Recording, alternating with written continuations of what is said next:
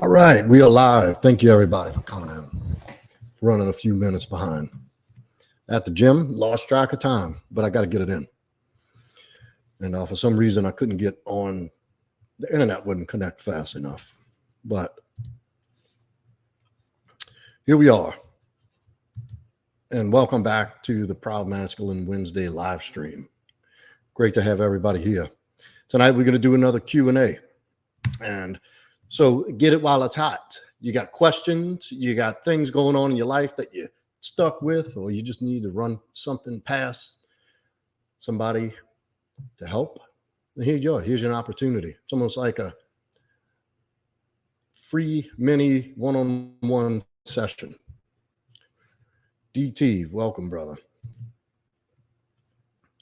Good to have you. DT, one of my faithful admins in here helping us keep it down week after week. I don't know, he missed a couple of weeks on, so I don't know what the hell is going on. Maybe he had a date. I don't know. So, so upcoming, I got a few things in the works. The next 2 weeks out, I think, I have another guest coming on, another surprise guest to interview. And, you know, I usually get guests on that I just find interesting that I might start doing that on. I might make another channel for that and keep this related to my brand and what that entails and leveling yourself up as a man in all areas. Dating, business, your physical, your mental, your emotional, your spiritual health, fashion, fitness, all the interesting things that form a complete, fully integrated masculine male figure in your life and for the people you love. So hope everything is well. It is very well, Triple Ace, as a matter of fact, and thank you for asking. And I hope everything's well with you, brother. My life's going great. And I'm not saying I don't have times where it's not, but it is right now, I'm being honest. I got a lot of good things going on, a lot of promising things going in the works. Y'all know how my philosophy on mentorship and coaching. I have a business coach who I've hired to do his course, to take me through his course. Well worth the money, well worth the time. Top-notch millionaire, self-made millionaire. So I'm doing that week to week. I think it's a 6 month, 4 months. I don't remember, but I'm about the 4th session in, and I get week to week, I get lessons, I get homework, and it's just a serious course with a serious businessman who, matter of fact, towards the end, beast, where you at, brother? And in case y'all hear me say where you at, I don't literally mean where you at. That's a New Orleans thing. That means how you doing? What's up? Here we go. First question of the night by Ed WRDLXW. I would just call him Ed because I don't know what the rest of that is. Do I believe in monogamy? Yes, I do. I do believe in monogamy. If it's an agreed upon arrangement in the beginning of the relationship, or even if it changes at some point, you know, but don't be authentic with it. And if you're going to agree to be monogamous, then honor that and don't cheat. If you're in a period of your life where you're just dating and having fun and wanting to see multiple women and have multiple girls in your life,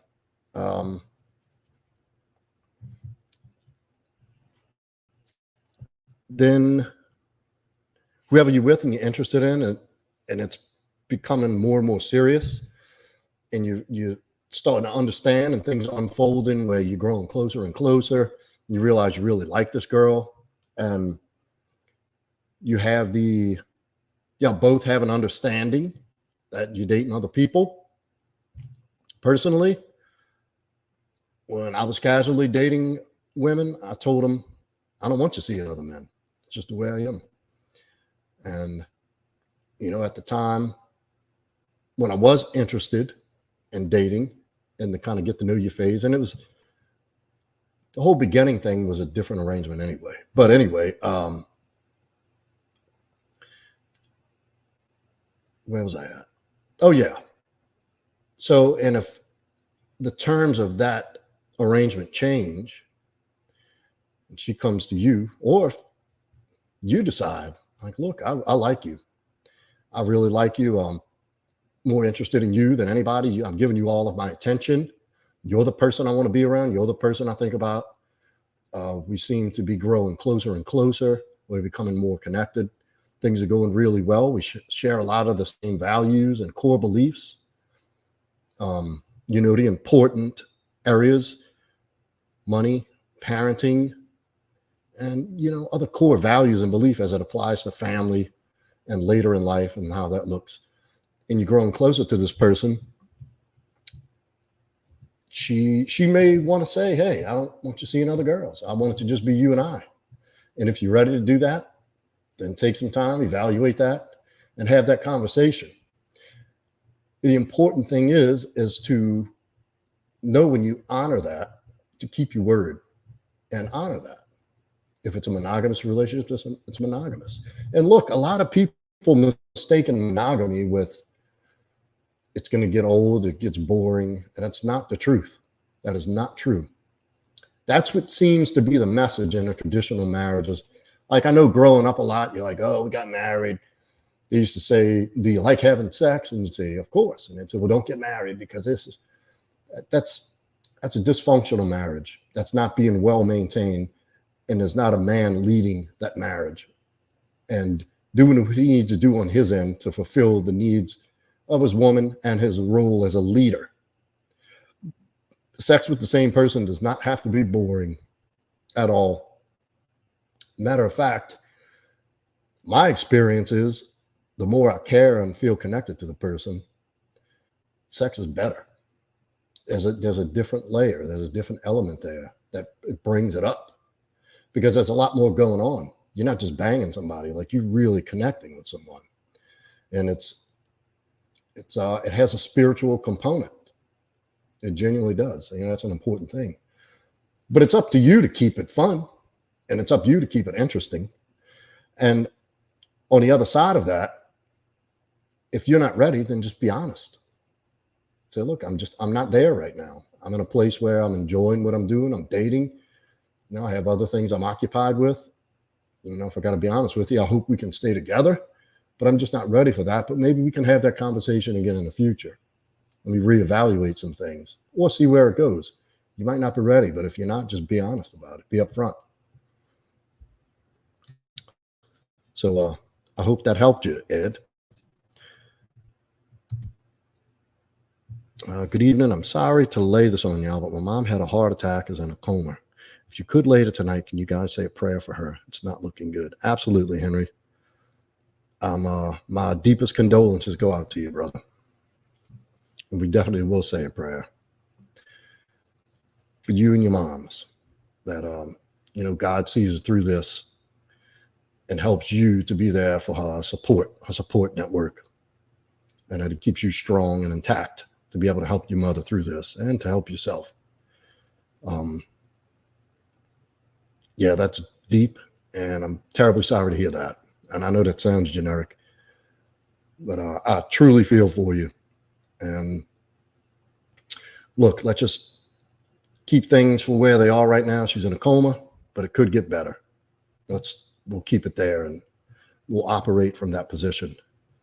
And don't apologize for laying it. That's what we're here for, brother. We're a community. It's like family in here. We got nothing to hide. And there's nothing wrong with having a strong support group of men to lean on through times of grief. Everybody grieves. When I was grieving years ago, grieving a breakup, I was lucky to have the men in my life. And you know what? Now that I think of it, they were all online buddies. But I still talk to people. I've been talking to them for years. I've met a few in person. But these are like-minded men who think and act just like I do and believe in what I believe in, and also understand the importance of having another strong man, like-minded man, to listen and help you go through things, even if it's just to listen and help you put things in perspective that may seem a little foggy because you're in the emotional turmoil, and grief is no joke. Because, there's these different phases of grief, and you can take a lot of mental and emotional torture through these phases. And it's always good to have somebody there to kind of hold you together, It's important. It's really important that you are able to express yourself. And look, I remember this chick a while back came and said, I don't like how you tell men to suppress their emotions. And I've never have you ever heard me say, stuff it down and suck it up, be a man. Feel that shit. Sit with it, feel it, process it, allow it to be present. If you're feeling sad, go find you a quiet spot and feel it. Let that shit out. Men are ashamed to cry. I know I am. I do anyway, but like out public. But when I'm by myself and I was in sadness, I cried. If you put tears under a microscope, it's just a bunch of stress hormones. And because if you don't deal with it properly, and it's not even improper, that's a release. That's the way you release and process, is through crying. It's not just an emotional thing. It's a physiological response to stress. Let it out. If you're fucking angry, be angry. If you're scared, it's okay to be scared. Hit somebody up and let them know. If you have, you said pray, so I'm guessing you have some spiritual leaders in your life, a priest, a minister, or somebody you can sit with and help process that grief through God's eyes and look at the solution in God. And it's really important. And thank you for coming out and saying that. That means a lot. And I wish you and your mother the best. I wish her well, a speedy recovery. And we're all here for you, brother. I'm sorry you have to go through that. I mean that. Thoughts and prayers. Absolutely. Absolutely. Let's see. A man has been with his partner for 2 years, didn't know that he was mowing another man's lawn for the first year. The relationship is monogamous now. Should he trust her and continue on with her? No. If you were mowing her lawn for a year and she was with somebody, then she essentially has cheated on you. I mean, look, maybe if you had an arrangement where it was just a thing between you two, but that's a tough one. I mean, the old saying is once a cheater, always a cheater. I don't necessarily believe that. I think it's a little different with women, but it's not uncommon for women to monkey branch. I know people in healthy relationships who've met when they were with other people. I've experienced that and not had an issue with it. I'll tell you what, if you're the guy who look, it's a bad look up front at first. And also there's another dynamic that you got to look at. Is she in just this happy, healthy marriage where they spend a lot of time together and they got a family and kids and this, and she's still banging you on the side? Then I'd say no, because what that says is, what that signals to me is that if things down the road get tough or a little boring for her, she's going to do the same thing to you. Now, if she's seeing someone and she's not that interested, the relationship's on the rocks, she's out peeking around anyway, I don't know. That's a tough one. But I'd say if it was a serious thing, then no, she couldn't be trusted. She'll do the same thing to you. I hope she's well. Thank you, KHB. He's a very kind guy here. I'm glad he came in. I'm tired of society pressuring men to lose their virginity at a young age and act like something is wrong if they're a 27-year-old virgin. It's not my fault for being this way.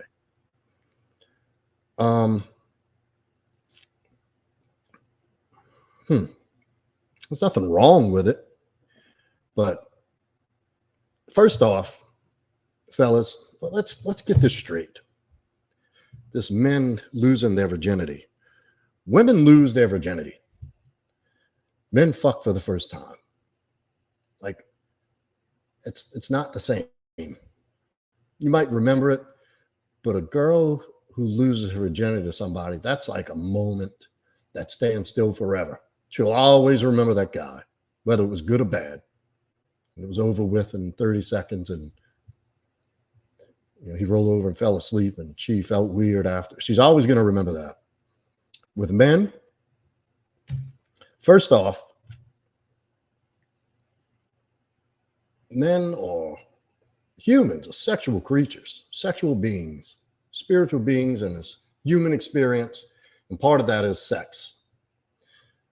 It's for procreation first, and there is pleasure involved. Otherwise, why would we need orgasms, right? And there's a evolutionary and biological reason why we do have orgasms. Because think about it. A man's orgasm is him giving his seed. Women have orgasms for no reason. They don't need to have an orgasm. They're receiving. So there's got to be some kind of motivation and reward center connection for sex. And I'll tell you honestly, it's probably like the funnest thing you can do as an adult. It really is. You shouldn't be ashamed of it, but I encourage men to go date, go experience life. Experience looks good on a man. Experience does not look good on a woman. Don't shoot the messenger.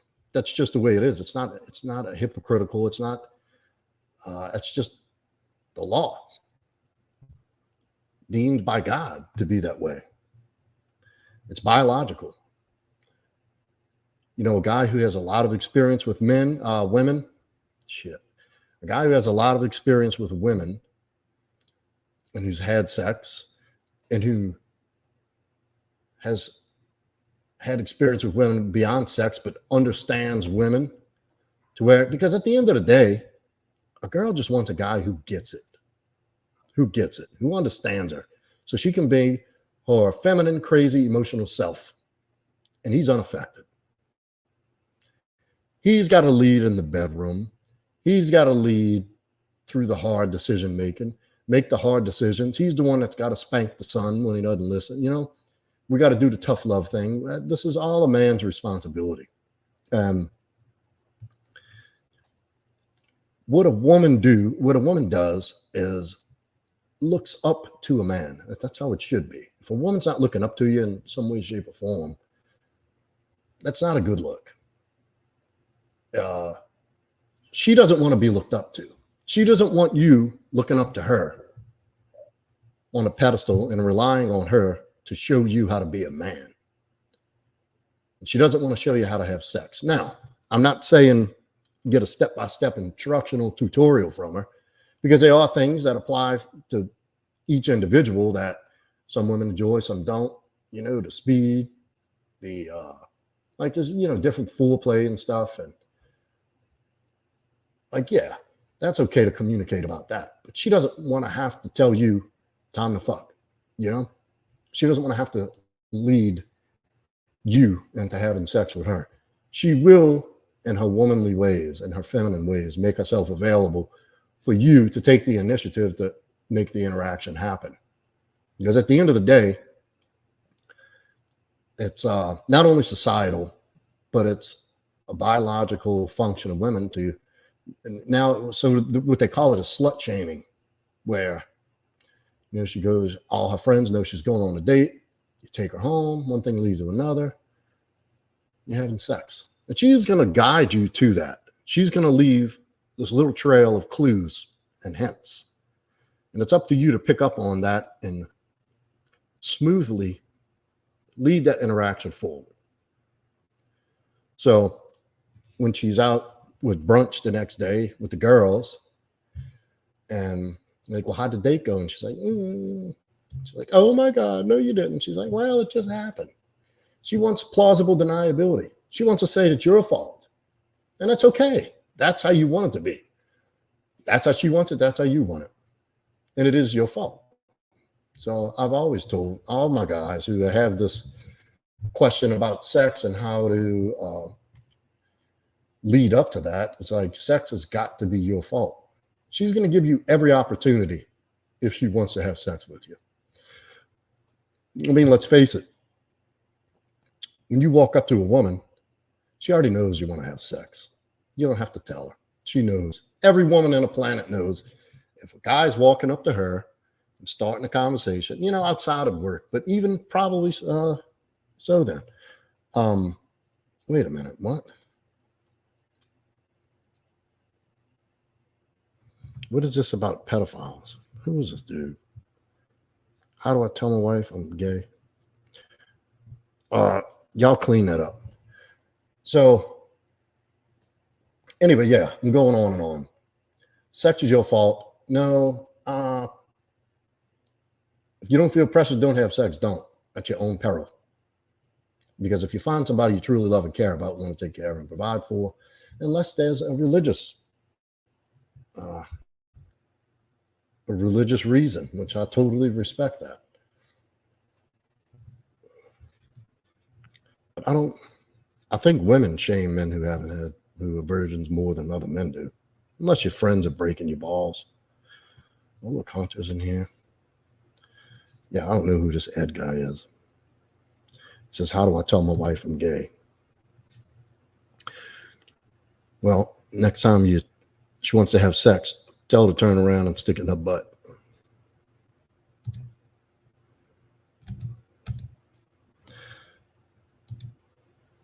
Praying for Henry. Thank you, Trip. Always got a really good group here. One of my friends went to jail for hooking up with a girl on a dating app who lied about her age. He didn't want a serious relationship, but she did, so she pressed charges. Well, that happens, dude. That's his own fault. I was having this conversation with somebody the other night. Well, I apologize. It seemed like you were trolling. It really did. Because you called your ex-Sterling Wife's friends with pedophiles. If you're really serious, Ed, you got to sit down and have the talk with her. What are you going to do? Hide and keep yourself miserable the rest of your life? I know a guy who was gay and got married and had a family. He hated his life. He's out of the closet. He's living his best life. If you're not attracted to women and you're attracted to men, you're not doing her or yourself any favors by prolonging it. Because it's only going to get harder down the line. And if you really are gay and you really are married, it's selfish of you to hang on to that. You need to let that woman go find somebody else if that's what she wants and move on with her life. And also, it's you put yourself in a prison, dude. You're going to be miserable. You're going to hate your life. And what? You want to sneak around and have sex with men like on the low? What if you meet somebody you really like? Look, Cage Beast, he's gay. Really. It'll be worse for you and your wife in the long run. Absolutely. He said he's a gay man, brother. I have to talk with him. Yep. So, all right, Ed, I sincerely apologize if I thought you were fucking with me. And thank you for asking. It takes a lot of courage to come out and say that. I guess I jumped to conclusions. Yeah. We get trolls sometimes. So give me some slack, brother. It's necessary. You got to do it for your own sake. And like, how long would you be willing to drag this out? And what I'd want you to look at as well is the shame you have behind that. Like, what do you, maybe a conservative family or a religious family? But it's 2024. Gay is not a looked down upon thing anymore. I think society has become very accepting of gay men. Now you're going to have outliers. Who cares? They got outliers for every, like prejudices for every sect. It's just, you got the radicals. There's nothing you can do about that. And why would you want to base your life on that crap anyway? Free yourself, brother. Free that woman. Free yourself, most of all, most important, first and foremost. But if And keeping somebody under your thumb, using her as a tool to cover up, that's going to catch up with you, brother. That's going to be more damage in the long run. Damage for you. So I'd like to see you get to the source of that shame, of why you are ashamed to come out. And just go be yourself, brother. You know, you can be gay, have a man or man, just from what I understand, I don't know, but you can have a long-term meaningful relationship with a man and be happy. You're selling yourself short and you're stalling this woman. I'm sure she's not aging in reverse. You know, women have an opportune window for the most part. There are exceptions, but let that woman go live her life. Back to this. One of my friends went to jail for hooking up with a girl with a dating app who lied about her age. He didn't want a serious relationship, but she did, so she pressed charges. Well, vet. Because guess what? Like it or not, just like we tell women, it doesn't look good when you have 50 dicks trying to get into a relationship with me. That's disgusting to me.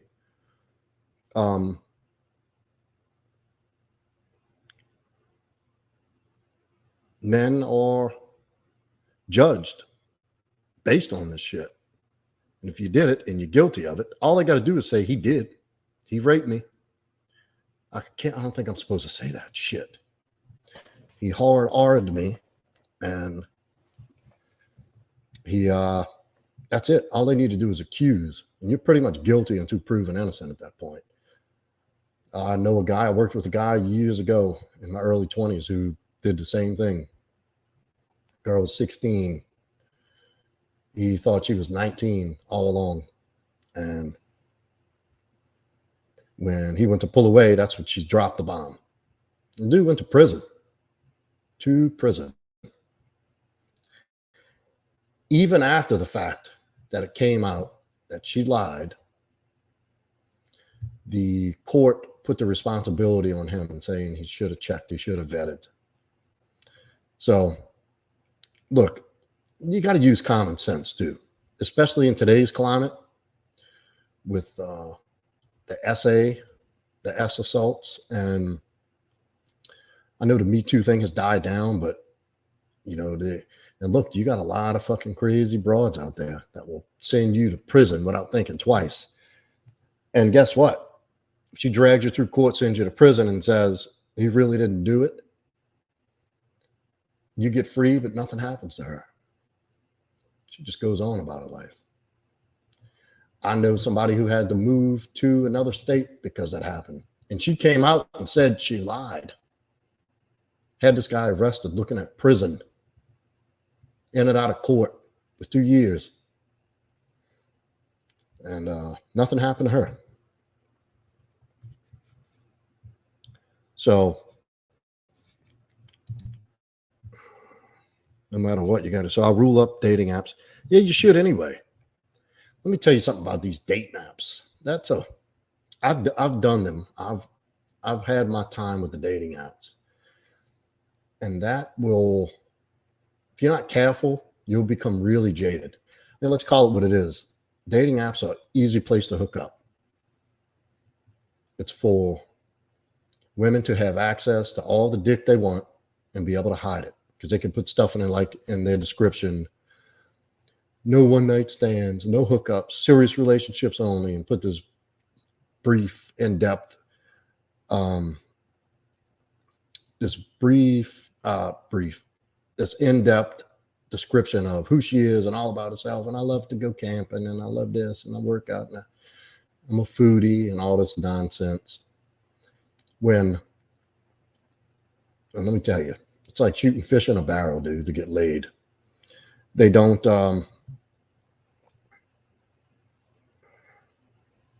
how can I put that? Like, I'll tell you what I used to do. When I saw no hookups, I'd swipe right, because I knew right away I was getting laid that night, first night. No questions asked. And I'll be damned if that's exactly the way it went down. That's in case any of her friends or her peers or her parents or her job, somebody from work sees her on that and say, looking for serious relationships only. That's bullshit. It's a way for women to go run through dick without being judged and have easy access and quick access. And it's a little tricky. I mean, look, I had some fun. I really did. But it's a mess. It's a mess. And I'd suggest just go do the old-fashioned thing. Just walk up to somebody, strike up a conversation out of thin air. Because both of the things that people put on the dating apps, men and women, like if you know how to set up a profile, you're going to make yourself look like the best option. And that's what you do. You're pretty much advertising yourself as to why this other person should want to spend time. And if you do it right, you can make it look like you have standards and stuff, which you should. But you and her both are going to put the best, highlight yourself, like these little snapshots of all the wonderful things about you. You in a suit, like nobody puts a picture of them waking up out of bed, slopping into the bathroom to go take their morning piss, you know, with your hair all messed up and your eyes all puffy and drool dripping down your cheek. Nobody puts that picture up on Tinder. You know, it's going to be the best angles, the best version. A lot of people I use professional pictures. If you want the bang for your buck, that's the way to go. And more oftentimes than not, you get there and the woman doesn't look exactly the same. I've been catfished. I've met psychos. There's probably 3 dates I got up and left got the check and got the fuck. Like, there's no need for that. You can tell more about being in the proximity of the woman in a social event or just in public somewhere, that once you understand about body language and micro expressions and these little intimate details about how to tell if someone's attracted to you or not paying attention to you or repulsed by you. And it's a lot more quality interaction if you take the initiative to go over there as the man and approach a woman, strike up a conversation out of thin air, and make it interesting right there on the spot. Then you kind of get to feel her out to see if she's even worth talking to. You know, she might be fine from across the room, and you get over there and she's just another nut job. And you're like, oh, glad I didn't have to pay my $39.99 a month to find that out and then go waste money on a date and get all dressed up for nothing. So I don't do dating apps. There's no need. There's plenty of women out there wanting male attention. That's why they're on dating apps. And there's no guesswork. I mean, if you're of legal age and you're out in another place where people of all are legal age, what's the chances of you hooking up with a 16-year-old who's lying about her age, you know? So, and if you have any suspicions and any questions, I'd advise you to look deeper into it. Don't leave that shit up for question just because you're horny, because you will go to prison. And let me tell you something, statutory rape, damn, I said it again, or statutory, you know, anything to do with kitty diddling and stuff, it's not going to go well for you in prison. It's a nightmare. And if that's the case and that's real, I think you deserve it. But yeah, so I just want to experience the pleasure of intimacy. Yeah, so do we all do, brother. We all do. And you see, this is what, you know, a lot of women think. They get this, women can't help but see things through their perspective. They really struggle with being able to see the world from a different view, especially as a man, from a man's view.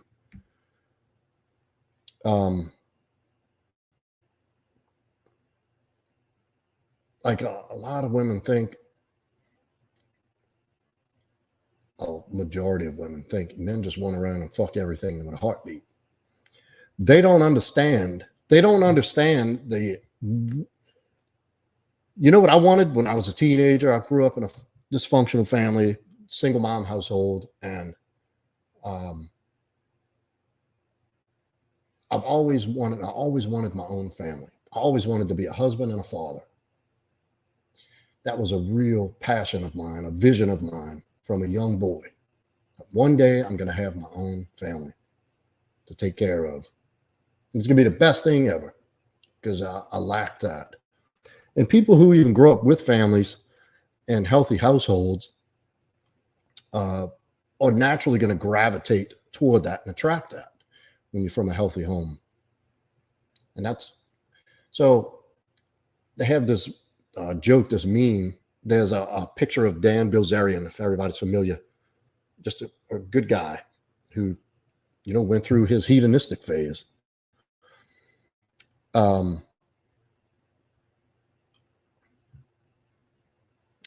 Sterling, go to my Instagram and message me. Hunter, would you put my Instagram in there at Proud Masculine and DM me? Put my address on there, please, for him. And we'll circle back to that. Yeah, it is in the description. That's right. We'll circle back to it, Sterling. Let me finish up what we got here. And they say this is what men want. And then underneath is another picture of what men really want. And it looks like a homestead family. And like with a guy with his children and his beautiful wife and the dog and like the farm in the background. It's like, this is what men really want. And that's the truth. Like, it's natural to want to have a family to care and protect and provide for. There's nothing wrong with that. And having one woman that you love dearly and who admires you and looks up to you. And the beauty of the masculine and feminine is the polarity. It's the differences. It's not the individuals themselves. It's the joining of the two is what makes it magical. Our differences as men and women are not meant to be, they're not designed to be adversarial. It's not meant to be combative. It's meant to be complementary. There's a reason why we're made so different. And there's a reason why it works really well for both people when these two things combine.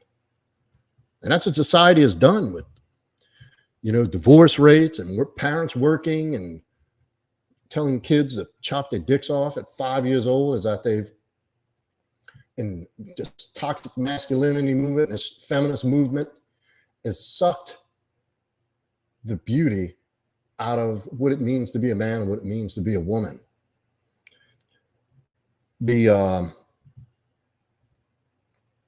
And with that,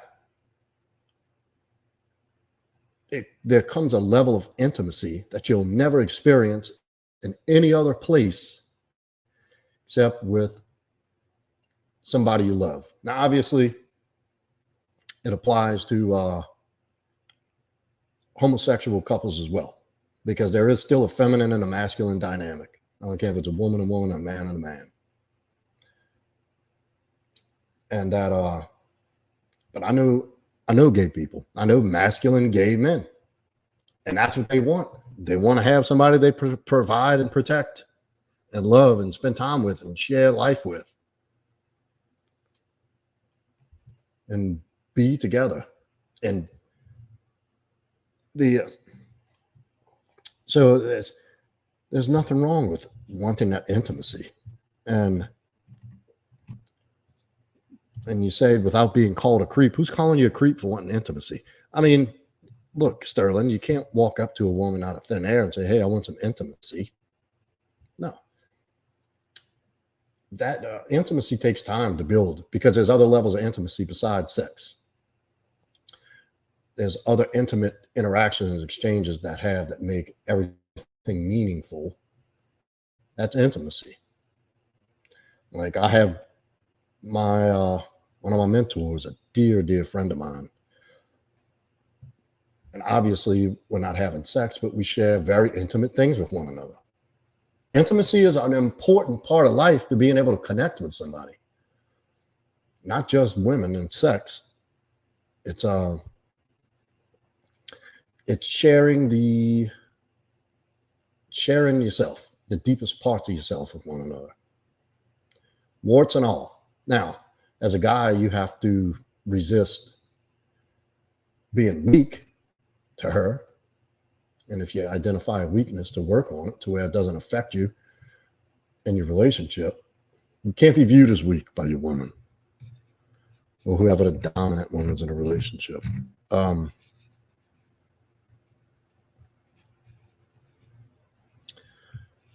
see. Women show their true colors when they want to get laid.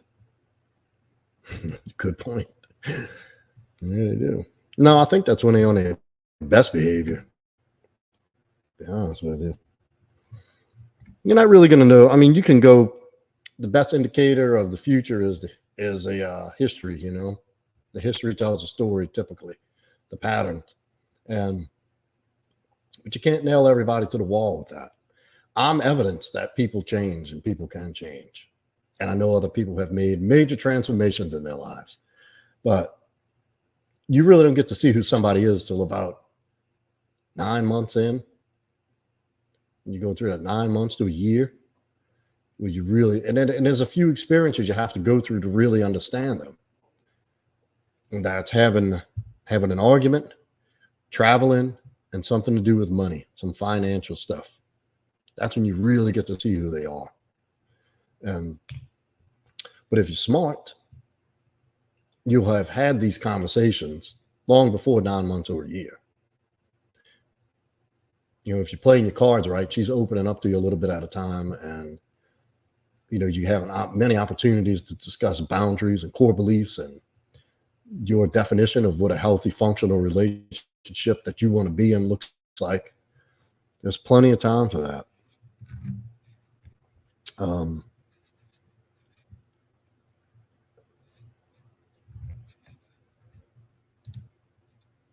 Let's see.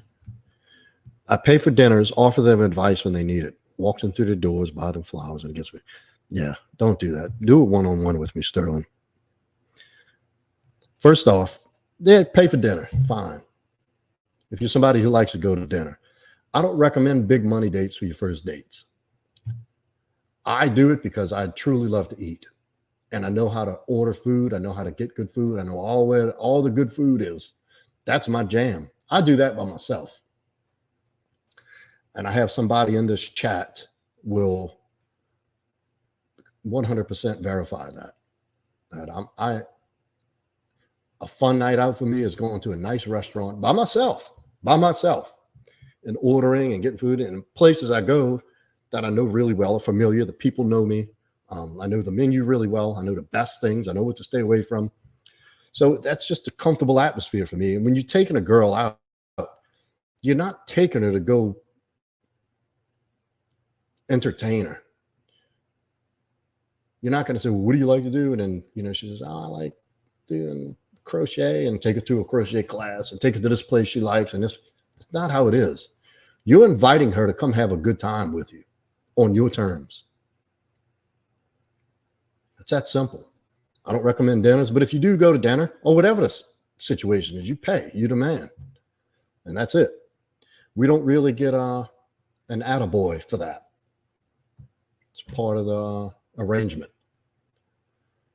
And I think guys who want to go 50-50 and losers, if you're going to do that, stay the fuck home or do something else. That's an immediate, I don't get that dumb shit. Offer them advice. Sterling, don't become their therapist. You wanted to see you as a lover, as a romantic option for sex, not a psychiatrist or a counselor or a therapist. Never, especially when you first meet, never let a woman vomit her problems all over you. That's not your place. You're not there for that. Especially in the beginning, she doesn't know anything about you. And that's usually a red flag if you on a first date with a girl and she wants to start dumping all shit the way you feel the need to offer advice. Look, a lot of times, what guys don't understand. Women love to express themselves. Women love to talk. Love to talk. So if They no, DT, he's good. No, DT, that's not appropriate to say that. He's fine right where he's at. There's no reason he can't be here. And it's okay to share your experience, Ed. Anyway, you cut me off track, DT. Watch your stuff. Watch yourself over there. Where was I at? I read the damn comment and it threw me off. Oh, so anyway, you're on a date to have fun. It's a red flag if you're on a first date with a woman and she wants to start telling you all her problems. You might want to leave that right where it is. Because if that's how she is on her first date and expects you to give her some, console her in some kind of way, you're in trouble. And look, you can always tell her, look, sweetheart, I know we got a lot of ground to cover, but let's have fun tonight. I don't want to be your therapist. You know, you got to make it known you're there to be her lover. And that's with any situation. When girls, you know, these guys try to take the friendship route with girls. And like I said in the beginning, they already know you want to fuck. Don't tiptoe around it. Don't act like you want to be her best friend and you, oh, I'm so interested in this and this and this. Sure, you should be an attentive listener, but that's just because you're a gentleman. And hopefully she's somebody you're sitting with that where you're actually interested in hearing what she has to say and you're a listener. But women love to talk. And that doesn't necessarily mean they want you to give them advice. When my girl and I are speaking and she's venting a little bit, I always say, the question is, you want me to listen or do you want my opinion or advice? 9 times out of 10, they just want you to listen so they can vent. That's the way women work through things. That's how they process. They talk through things. And if she's coming to you to talk to you, to unload at a certain point, and it's some, you know, it's, you know, related to her day or something that's stressing her out or something she wants to talk to you about, that's important. That's actually a good sign that she wants to come to you and do that. And she feels comfortable and safe that she can express herself and not be judged or condemned. But don't always feel the need to give advice. Walk them to their door. Very important. I like that. Flowers? No. Your flowers don't come to way later, dude. After she's your girlfriend. Gifts, flowers, anything. You're already paying for the date. Here's what I do. On a date, I offer date, time, and place. And I always say, send me your address, I'll come pick you up. If you're meeting for the first time and she's a little uncomfortable with some guy she's never met coming to her house and giving you an address, that's fine. Don't take it personal and get all bent at you. What, you don't trust me? No, she's a woman. She's behind the 8 ball physically. She's at your mercy. Then if she says yes, then say, okay, see you at 7 o'clock Friday. See you at 7. Then you park in her driveway in front of the house, walk up, knock on the door, see her at the door, walk her back to the car, open the door. I do that. I open the car doors, I open restaurant doors, I open a door in the house, whatever. And that's perfectly reasonable. That's chivalrous. But you also got to make sure you're picking women who are worthy of your chivalry. Because a lot of these bitches out here think they owe or owed that they're entitled to that, and they're not. There's an unspoken exchange that she's a pleasant feminine beauty and a joy to be around, and she gets your chivalry in return. So, but never show up with flowers on a first date. That signals that you're insecure and you want her to like you, that you really want her approval, that you want to show her you're worthy. Don't ever do that. And I'm not saying down the line, gifts and flowers or rewards. Like a lot of people buy gifts and flowers after they have an argument and they mess up. Or you don't want to set that. You don't want these gifts and flowers to be associated with You making mistakes. That's a huge mistake guys make. Gifts, flowers, or reward. Things are going great. Send her flowers for no reason, because she's amazing. Because she doesn't start shit all the time. She doesn't make your life a fucking wreck. When you walk in the door, she's happy to see you and she's supportive of your dreams. And she doesn't cause unnecessary drama and constant bullshit in your life. Give her flowers for that, because it's an important holiday. Like, that's fine. But no flowers. Oh, wait. Women just want bad boys who will pump and dump. Absolutely. What, you don't think you can be a bad boy and a gentleman? You can, brother. And excuse me, they don't necessarily want the bad boy piece of shit. They want the bad boy because he's assertive and he's aggressive and he doesn't give a fuck what anybody thinks. He does his own thing. He walks his own path. He creates his own life and he's unapologetic. It's not a bad boy. That's a strong man. That's a masculine man who walks through the beat of his own drum and makes shit happen. That's not necessarily a bad boy. And they do have women who will, lean toward the criminal types and the drug dealers. You're absolutely right about that. And later on in life, they pay for that dearly, because then as an established 30-something-year-old man, you want a chick that's been reamed out by a bunch of dudes. He's like, that's the thing, huh? When women get a certain age and they're not as attractive anymore, they're not dating anymore. The guys are moving on to the hotter, younger girls, and they're like, where are all the good men? Well, the younger good men was Sterling, trying to take you out and show you a nice time and treat you like a lady. But instead you went to Tyrone, who just got out of prison and came to your house in slides and broke your back and stole money out your wallet and went home. So yeah, there's a point there, but you can be, we had a real good show about this with having the alpha male traits and the beta male traits. And you can have, and we'll call the alpha male the bad boy traits.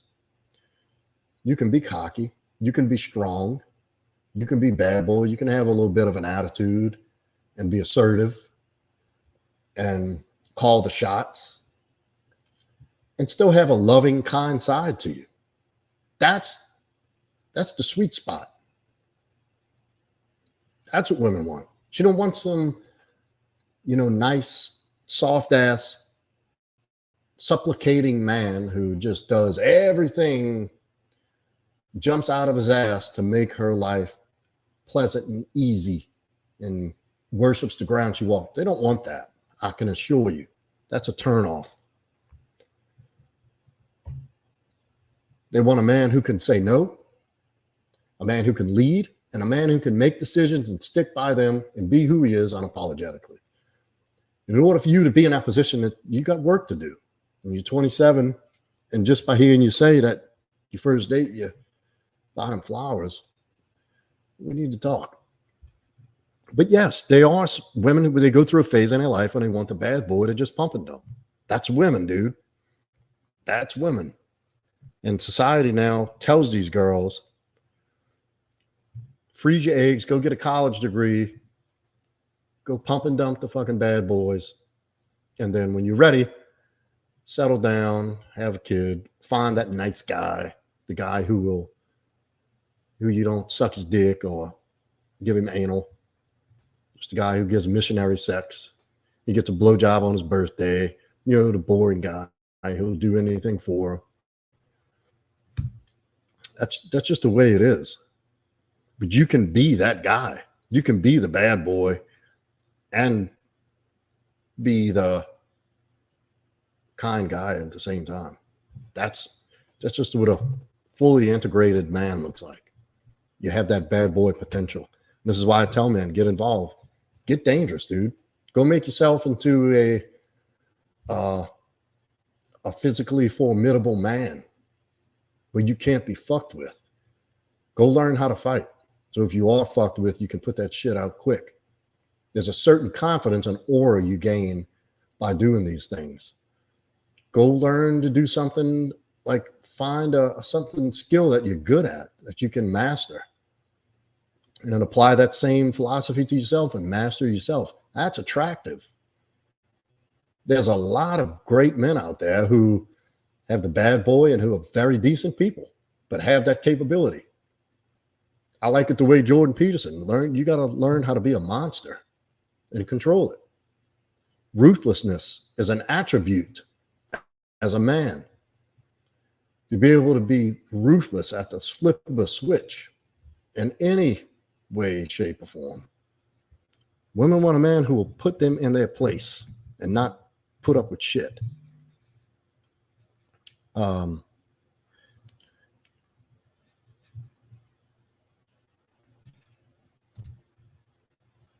Yeah. Okay, Ed, especially as a gay man trying to grapple with masculinity. Gay doesn't mean you're any less masculine. Sexuality does not define masculinity, sexual preference.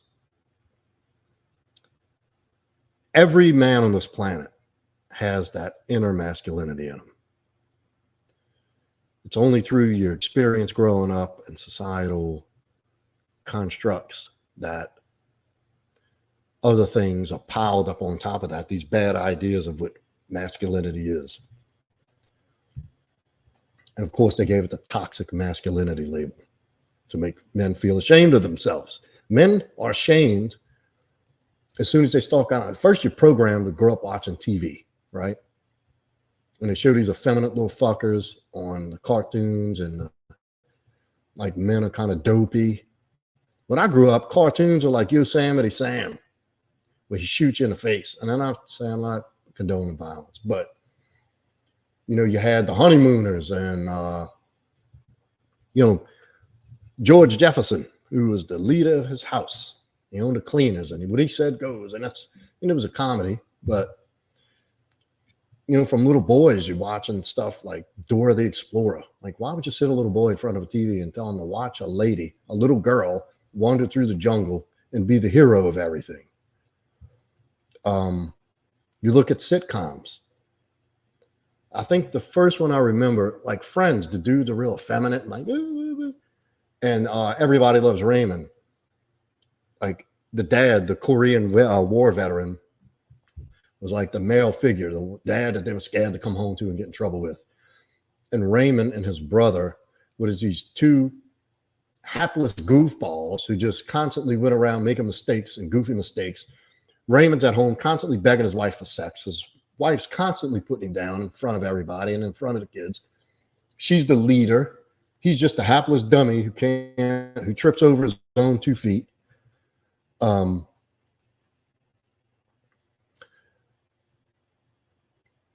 Can't make decisions, always begging for sex, like trying to get a taste. And that's what society is programmed. I don't even watch TV anymore, so I can't tell you what it looks like. I know I try to watch something on Netflix, and they always got some woke shit in there with a short-haired lady's the hero, and she beats up everybody in the military and saves her dog, whatever the plot line is. And then you go to school, and what do they tell you? Sit still. Now they've taken away recess and any physical outlet, which every man needs. Man needs to get out there and be physical. We got to wrestle. We got to run. We got to play in the dirt. We got to fall and crack our heads and scrape our knees. We got to wrestle with the other kids on the playground. We got to play competitively. And they sit you in a chair and tell you, Henry or Sterling, be still. Why can't you sit still like Jane? Because little girls are different. Little girls are built to sit, pay attention, absorb, learn, observe. We're built to take action through aggression and curiosity and explore and put our hands on shit and figure it out. And we're not designed to sit still for 8 hours in a desk. So what do they tell you? You're a bad boy and you have to take this medicine. So they drug you. Now you're drugged. you're in this zombie-like state. And the whole time you're hearing, you're not a good boy, you're a bad boy. So they're trying to build you into this default woman. And they're telling you, didn't you get rewarded for pulling out the chair for Jane and picking up a pencil when she drops it? And you got to remember too, women and men are raised differently. Women are, from the time they're born, or taught how to be treated by a man. And men are raised how to treat women. There's nothing in society that says how you should treat a man. There's no instructionals for women to say, this is how you treat your man if you want to keep a good man. This is how you are. Stay skinny. Keep your fucking legs closed. Be pleasant. Take care of the man. So society has grown up to just completely feminize the West, Western men. And I ain't going to get into the whole why. And so they medicate you from the time you're a kid. You don't feel like you're ever good enough. You constantly walk around with this crown of shame like you're a bad boy because you can't sit still and you're violent. That's mean. That's toxic masculinity. It's not toxic masculinity. I know they don't have a problem with violence when we got to go fight a war or some criminal needs to be apprehended. They're not so toxic then, or some lady or babies need to be pulled out of a burning building 4 stories up, running into a fire.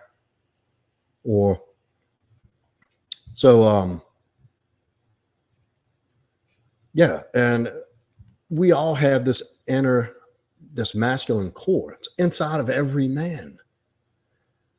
It's so suppressed by society today, these days, that men don't even know it exists.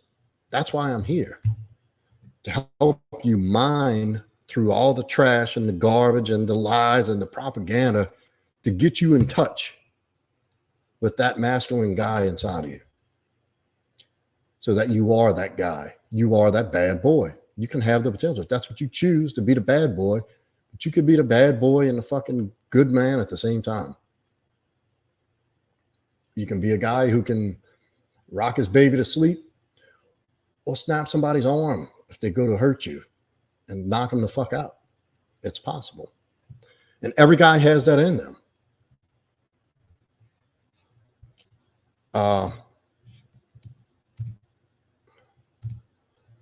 Is that deemed toxic by men and women? Which one, Sterling? I wasn't paying attention. I'm only checking the chat every so often. What did I miss?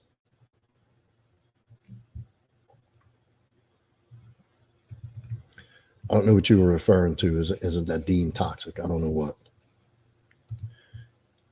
Looks like Sterling stole the show today, huh? So shouldn't women like respectable and kind men? I've always wanted to emulate Jesus in my life, who's kind and nurturing. And that's an admirable direction. That's virtuous, brother. Jesus wasn't a bitch, though. People think Jesus was like this doormat. It was nothing like that. Jesus was a warrior. That dude didn't put up with shit. Jesus was a leader, as a matter of fact. And he was kind. That's the whole thing I'm telling you. You can be Jesus-like. Well, and look, I don't believe in violence either. But it's real. Don't fool yourself. Don't try to live in this fantasy where violence does not exist. I don't want to be violent either, but if it ever comes down to, I'd rather be good at it, and I am. But believe me, I'll avoid violence at all costs. And that doesn't come from being scared. That comes from having experienced real violence. Usually the people who are all puffed up and the loudest ones in the room want to fight, they don't even know what that looks like. If you've seen real violence, you don't want anything to do with it. And that's what will turn you into this kind protector when you're able to see.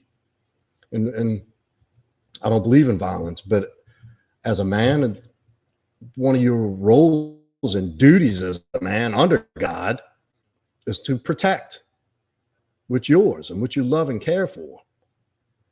And that if anybody comes in to harm that, you or your loved ones, something you care for, it's your job to extinguish that, to repel it. End it if you have to. That's just the way it is. I'd rather be good at it and never use it than I would be caught without it.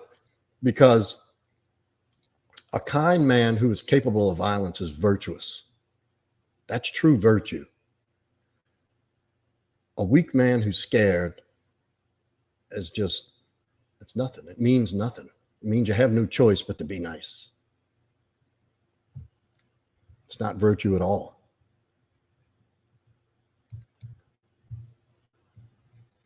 Honestly, that's true. Society makes gays act the type of way, but really, they can just be normal people if they don't give into how the media wants them to act to support. I'm not gay. That's my take. I don't know what you meant by that, Henry. Oh, look here. I am a normal man. Cage beast. Normal, huh? Seems normal. Looks normal. He looks like a beast, a cage beast. I believe you, bro. It seemed like an awesome dude. I genuinely wish you happiness with whoever you find. Yeah, I didn't know how to take that at first either, Henry. I see what you're saying, though. It is funny the way you worded that. Being aggressive and assertive.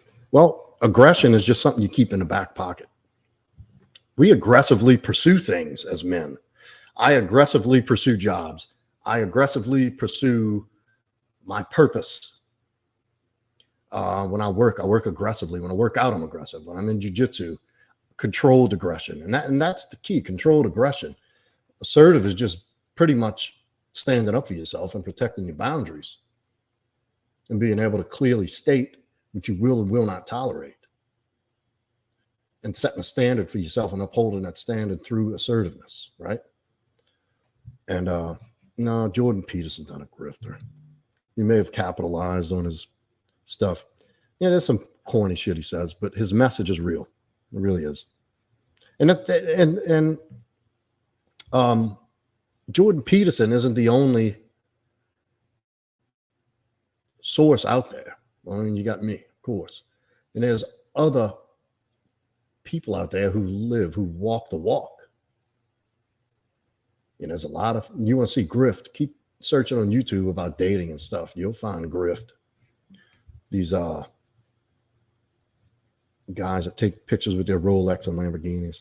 Not all of them, but yeah, that's a grift. What the stuff I bring here and the stuff I offer through my coaching is from my education and life experience. I've informed myself over the years of what this is. And I've been on a journey for many years discovering what I know now. And I've lived it and I still live it every day. I have a son in here. He'll tell you this is not a persona. Like, this is me. And the stuff I tell y'all is because I've been where you are, and to a degree, Sterling. I've been there, and I know what's underneath. I know that potential exists, and it just needs to be tapped into. And there's work to be done to tap into that. And the older you get, the harder it's going to be to. The older you get, the harder it will be to tap into that. Because you're conditioned for so long to be a certain way, there's going to be a battle in your growth where you're doubting yourself. Is this really me? Like, you know, you have this conflict, this inner conflict with, this is who I am. Well, is this who I am? Is this who I am? Is this who I am? Until you really experience and internalize it. It's a bit of a challenge. And doing it on your own is rough. And look, there's nothing wrong with getting help for that, Sterling. I got help. I still use coaches. I just told you, I have a business coach that I use. I'm 48, and I didn't do my due diligence with business in certain aspects of business. So I have a coach now. I have a spiritual mentor. I have a contractor mentor. I have a mentor here for this space. I talked to him 2 nights ago. And guess what? He was telling me about his woes, and he has a mentor. There's nothing wrong with seeking help. This is invest in yourself. You are the most important investment you can have. You got a car and you want to dress it up, you put some rims on it, you tint the windows, you put some killer stereo in it, you're dressing up the car, dress yourself up. Invest in yourself, invest the time and the money, and that investment will repay itself 100 times over for the rest of your life. It's my whole goal is to help men find that man that they are, that true man that lies underneath. And at some point you take the reins. Once you are equipped with the tools you need and the understanding you need and have done certain things and met some benchmarks, that you take it over and you lead yourself. It's not a permanent thing, but there's no shame in having somebody guide you through things, especially with access to information like we have these days. And yeah, it's in you, Sterling. You can accomplish that. You can walk by Jesus and be a badass. And I guarantee you,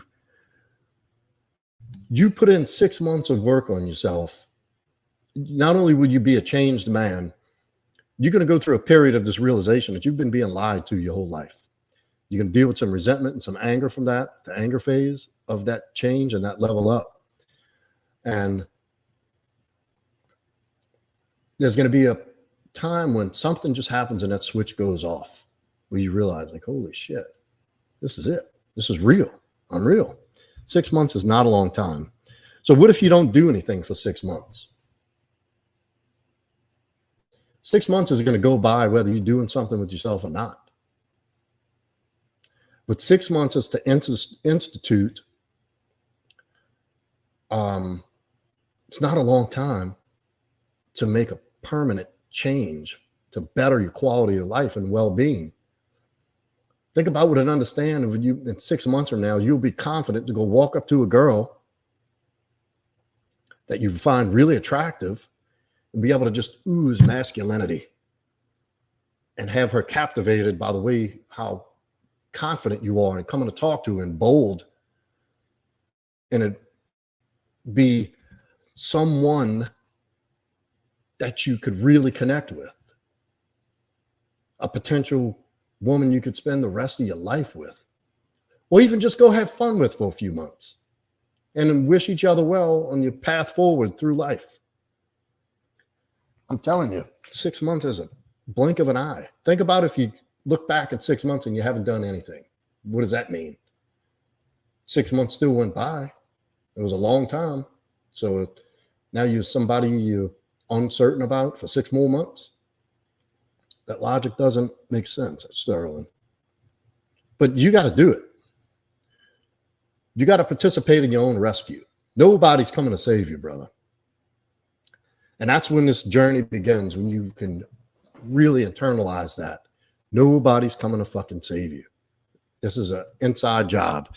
Now, you have a community like this, and a guy like me who can guide you through it, but you got to initiate and you got to take the action, or it'll never change. That's right. 6 months of being a virgin either way. It's either going to be the same or it's going to be different. That's totally up to you. So get to work. Quit dragging your feet. 27 years have gone by and you've done nothing. Now you're starting to get concerned. That's the universe signaling to you it's time to start looking into this and doing some work, making some changes. That's not your cue to stay the same.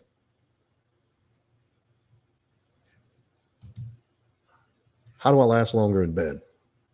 Do you masturbate a lot? Ed, tell me the truth. Porn, masturbate. I keep saying the words I'm not supposed to say. I'm going to get demonetized.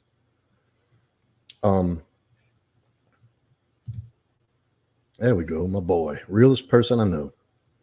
That's right. If you met me in person, we'd have the same conversation. I'm here to give back what was given to me. I'm here to return the gift that I've been given in this life. The gift of an awakening. And the gift of change, and a gift of help. I've had people help me through this process, and I want to give that back. Being in society frightens me, and it is my goal to contribute to changing society back into men being men. Strong men. And that's what I do. Anybody I've ever worked with, I've made an impact. I have a few testimonials, but I don't even ask them for that. I don't care. I want to know when I put my head on a pillow at night that I help somebody. This is why I do these streams. This is why I'm going to open this Patreon group. This is why I'm getting more involved in this. There's nothing more rewarding than after working with somebody for a few months, and they tell me, man, I went up to this girl, we're going on a date. Or I get a text out of the blue. I get a text out of the blue. Look, I've been in a relationship for 6 months. Thank you for everything. I couldn't have done it without, like, golly, that fills my heart.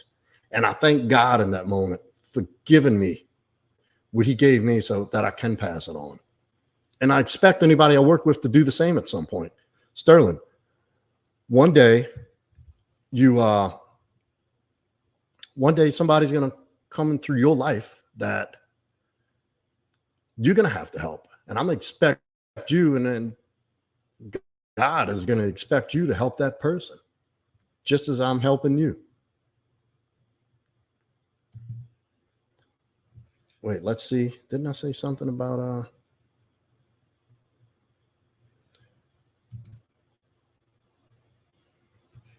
yeah, okay, we went over all that. Well, it sounds like you're having a bit of a crisis, Ed. I think we've all been there at some point, and maybe that's a signal for you to do something different with your life. You're not getting any younger. Shit ain't going to change if you just sit and let it happen. Either you're going to make something happen, or you're just going to let life happen the way it happens to you. Nobody's going to do it for you, brother. I'm here for you and help in any way I can, but I can't do it for you. Never had a dad. Oh, my dad wasn't real present in my life, brother. At some point, you have to take accountability for where you are. If you ever want to get ahead in life and experience a quality of life that you've never experienced before, you got to sit down tonight and take accountability for everything that's ever happened to you up until this moment. Otherwise, it doesn't change. Some of the stuff you were given as a young child, and it's been embedded in your subconscious, and you're carrying that with you. But you have an awareness now. You have an awareness that there's something off. If you're at a place where you don't want to be who you are, that's your sign. But nobody's going to fix it for you. So take accountability for it. You have the awareness that your responsibility from this point forward to make the difference. And it's just about taking action and confronting, going into some dark places about yourself and confronting some real stuff, some hard things to accept. Better than having an abusive one, Ed. Yeah. Well, we don't really have to get into that. I touch myself about once a week. I don't think that's abnormal as it pertains to lasting longer in bed. Usually it's just usually it lasts as long as people get in their head. There are things you can do. There's meditations you can do. There's things you can do physically, like some little exercises to help you last longer. That's a little bit more in-depth, complicated to answer here. The first thing you can do is learn how to be in your body and out of your head in the experience, in the sexual experience, and just being in touch with that and being in the moment. That in itself will give you some stamina. Well, Sterling, now I'm starting to see a story unfold. Addicted to prawn. Oh yeah, dude, that's serious. To get caught masturbating in public. Porn will fuck your head, fuck your life up.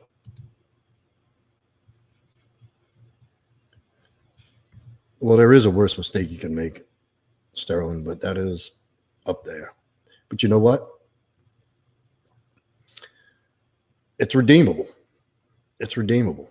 Oh, look at how long we're running, an hour and 20. All right, guys. Look, thank you everybody for coming in. Sterling, shoot me a DM. And yes, you need to quit porn. Porn is, we don't even have time to get into that. But we can get in on another stream. Come in next week, Sterling. Maybe we'll go over something like that, something about to do with that and the effects that that'll have on you long term. If you're doing that, quit now. Wow. What an interesting live stream today. It was great. Very interesting. Good night to you, Henry. And look, dude, everybody, let's take a minute here to just think about Henry and his mom. I mean, that's deep. And I'll take a minute. I'll pray. God, thank you for another day, alive and sober. You know, we're here tonight, you know, figuring things out together and figuring out life and asking to you to lead us and have your will for us to be here to become better men as a representation of you on earth for ourselves, for our families, for our future families, and to keep us walking on your path. And thank you for the opportunity for all of us to meet here tonight, seeing that it's your will that we were here to be able to help one another and lean on one another. And tonight, Henry, you know, his mom is ill, and that you can reach out and offer her healing and help Henry remain strong and grounded in you to help him through this experience, to be the best man he can be available for his mom. And we wish her well and a speedy recovery, and to help Henry stay strong and faithful through this process, that we obviously get the best outcome and that she's out and healthy and back on her feet again.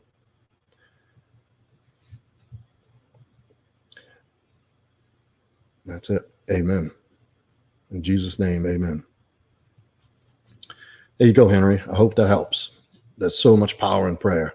And when two or more meet in God's name, he is with us.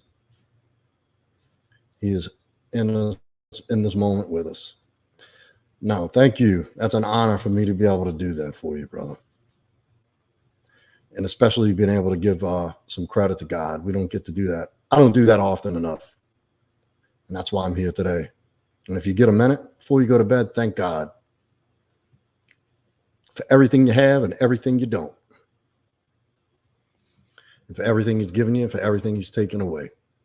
And ask for his direction and guidance through life. And there's no better direction you could take than that. So thank you, everybody, for coming in. If you did not, hit that like button. And look, go back.